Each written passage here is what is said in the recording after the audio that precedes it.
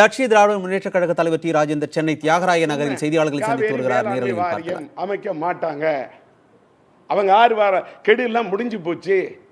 இப்ப எல்லாத்தையும் இந்த போராட்டம் இப்படி நடந்த உடனே பாருங்க, நான் அன்னைக்கே சொல்றேன், அந்த போராட்டம் நடத்துறீங்களே, கர்நாடகாவை ஆள்றது யாரு?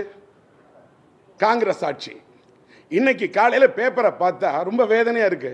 கர்நாடக முதல்வர் சித்தராமையா சொல்றாரு, தமிழ்நாட்டில் நடக்கக்கூடிய இது எல்லாமே ஒரு தந்திரம், இதற்கு எல்லாம் மோடி வந்து காவேரி மேலாண்மை அமைத்து விடக்கூடாது, ஸ்கீம் என்பதற்கு பொருள் மேலாண்மை வாரியம் என்பது அல்ல என்று சித்தராமையா வந்து பிரதமருக்கு எழுதுறார் கடிதம். உடனடியாக எழுதுறார் கடிதம். என்ன, தமிழ்நாட்டில் நடக்கக்கூடிய இதெல்லாம் தந்திரம் என்கிறார். தமிழ்நாட்டில் செய்வது இது தந்திரம். அப்படி என்றால் கர்நாடகத்தில் நீங்கள் செய்வது என்ன? தந்திரமா இல்லை மந்திரமா? இல்லை நீங்க ஏதாவது தண்ணியே விட மாட்டேன்னு எங்களுக்கு உச்ச நீதிமன்றத்தை எதிர்த்து போராடக்கூடிய அளவுக்கு உங்கள்கிட்ட ஒரு எந்திரம் இருக்கு, எங்களுக்கு தெரியல. சித்தராமையா என்ன சொல்றாரு? அப்ப எங்களுக்கு தமிழ்நாட்டில் காவேரி மேலாண்மை வாரியம் அமைக்க கூடாது, விட மாட்டோம் என்று சொல்வது அவரோட ஸ்டாண்டு.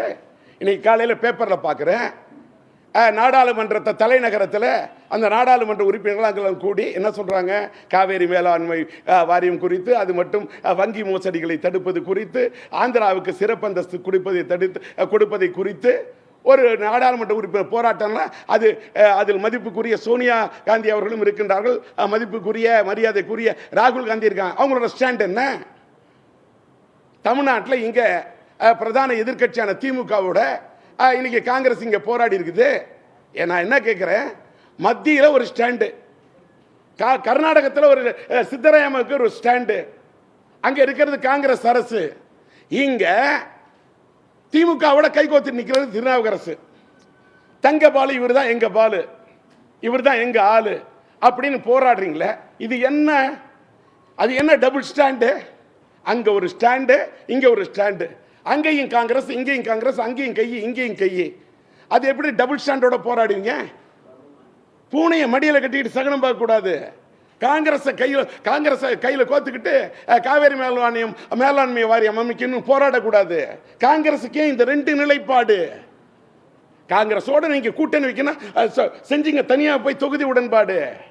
ஆனால் இந்த கொள்கையில் அவங்களுக்கு இருக்குது முரண்பாடு, அவங்களுக்கு இருக்குது 2 நிலைப்பாடு. காங்கிரஸ் எடுக்கிறது 2 ஸ்டாண்டு. எப்படி ஒத்துக்க முடியும்? உடனே நீங்க என்ன சொல்றீங்க, அதிமுக அரசை எதிர்கட்சி தலைவர் சாடுகிறார். என்ன சொல்றாரு? இந்த அதிமுக என்பவர்கள் மாண்புமிகு முதல்வர் எடப்பாடி என்றாலும் துணை முதல்வர் OPS என்றாலும் இந்த அதிமுக அரசு பிஜேபியோட அடிமை என்றும் அடிவரடி என்று சொல்கிறார்கள். ஆக அதிமுகவாவது பிஜேபியோட மறைமுக கூட்டு, திமுகவுக்கும் காங்கிரசுக்கும் நேர்முக கூட்டு. அதிமுக பிஜேபியோடு மறைமுகமாக சேர்ந்து கொண்டு பிஜேபி வகுப்பது, பிஜேபிக்கு இருப்பது இரட்டை நிலைப்பாடு என்று சொன்னால், இப்பொழுது காங்கிரசுக்கும் இருப்பது இரட்டை நிலைப்பாடு. அந்த காங்கிரஸோடு கை கோத்து கொண்டிருப்பது திமுக. அப்ப அதிமுகவுக்கும் பிஜேபியோடு மறைமுக உறவு வைத்திருக்கும் அதிமுகவுக்கும் காங்கிரஸோடு நேர்முக உறவு வைத்திருக்கும் திமுகவுக்கும் என்ன வித்தியாசம்?